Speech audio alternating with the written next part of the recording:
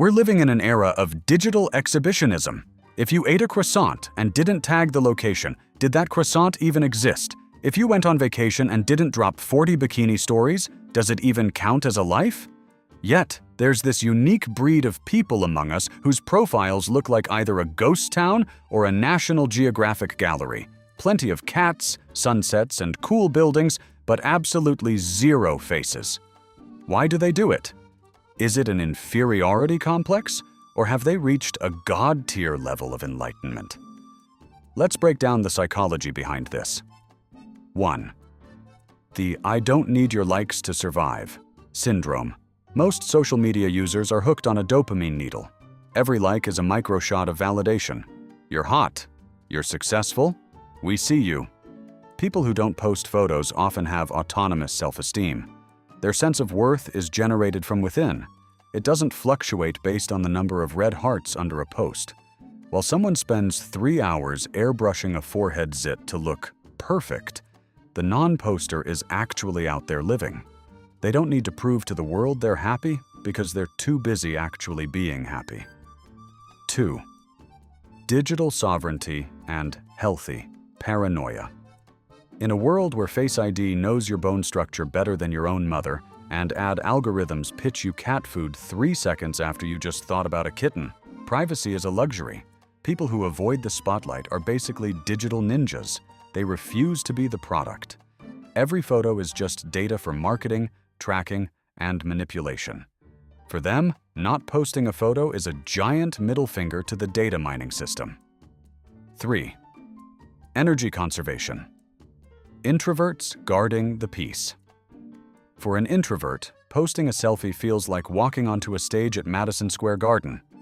It's terrifying, exhausting. And for what? Social media creates this illusion of accessibility. If you post a photo, it's like leaving your front door wide open for everyone to wander in. People start texting, commenting, asking, "How have you been?" For many, that's an absolute energy drain. No photo means no random small talk.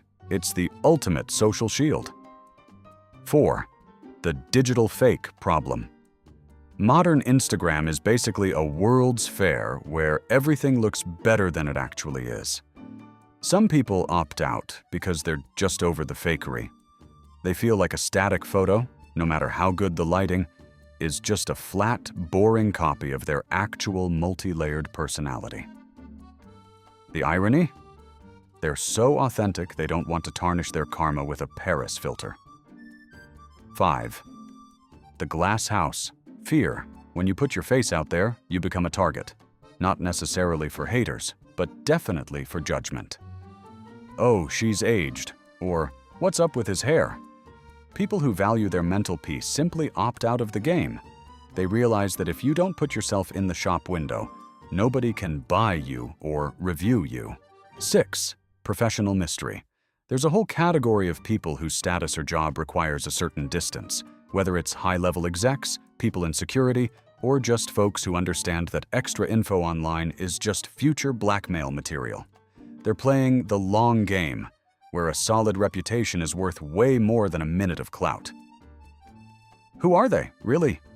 Is a lack of photos a sign of depression? Sometimes. Is it a sign of sociopathy? Maybe. But most of the time, it's a sign of intellectual maturity. These people remind us that life isn't content.